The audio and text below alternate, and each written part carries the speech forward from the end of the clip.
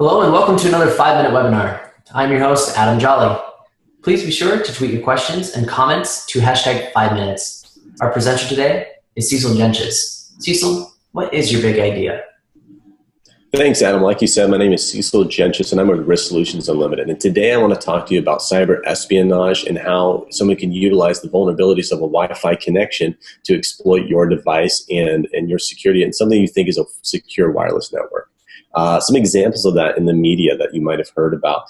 There was the Ashley Madison case where it was a site that was used for different married individuals to have affairs on. That is information that most people wouldn't want to have out in the public, and yet it was accessed and thrown out there to deface any of the individuals that used it. There's also the same thing with Snapchat, and there's a lot more that happen inside businesses, yet businesses don't like to talk about it because what happens is their information is held up for ransom, it's encrypted, can't be accessed, and to not lose face or legitimacy in their security, they'll pay the fee to get it back and then try to fix it all afterwards. This happens on a very regular basis, and it's an upcoming business for a lot of hackers.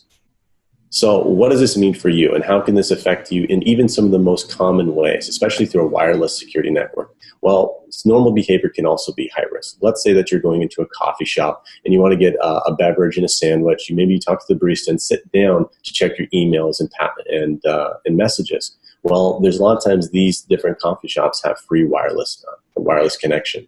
You can log into it and away you go. Well, even something this innocent can be a very high risk thing to do.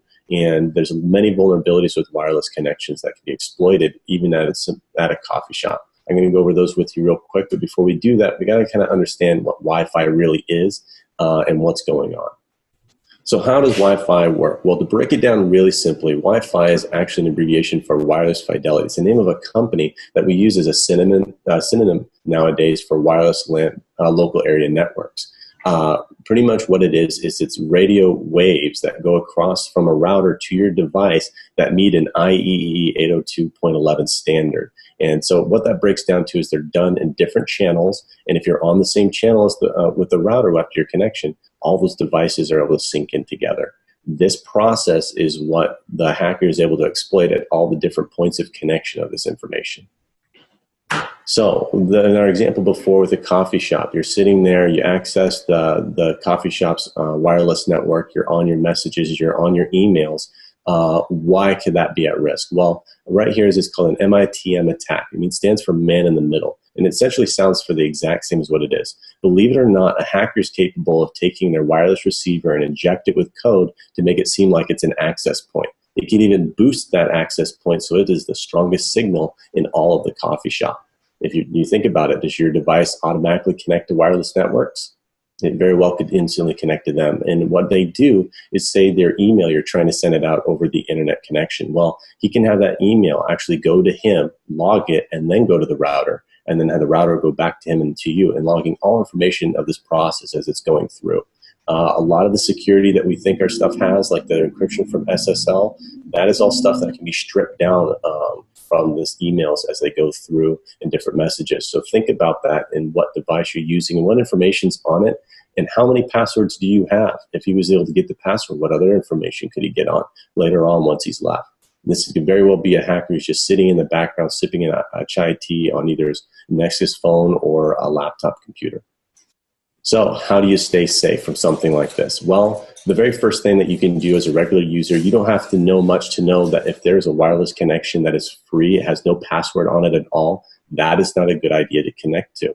If it has no password at all as well, your device will automatically connect to it if you have that set up. It's great to make sure your device will never automatically connect to Wi-Fi signals and that you never utilize a non-password protected signal. Even so, man-in-the-middle attacks are very hard to be able to detect, but some of the key features, it could be that if you're connecting to the internet and everything's going fine, and then out of nowhere, it starts to slow down quite a bit. That's something that's kind of a very high risk as well. So a good word of advice, if you're using your mobile phone until you have a little bit more knowledge of the security of things like this, just use the data of your phone if you're going to be getting on a device that has sensitive information on it, rather than any wireless connections that are around you, unless it's one that you know and can trust as well. So and this also applies for when you're at home. You got to be aware that your wireless network, if it slows down, keep everything patched and everything up to date. You don't have to know much about computers to know that if you keep it updated and you keep patching all the security features that it has, somebody who does know what they're doing is looking out for you. Keep up on that, and you'll be able to hopefully stay ahead of any of the hackers that are trying to get you. If you have any other questions or want more information about this, please get a hold of us at risksolutionsunlimited@gmail.com. We can go ahead and help you out with whatever you're looking for. Keep in mind that this email is used specifically for receiving information from people. It is also a honeypot, so if you yourself are a hacker, please don't try to hack it. Thank you. Well, that's all we have for today. Again, please be sure to tweet your questions and comments to #5minutes. Cecil, thank you for joining us. Thank you, Adam.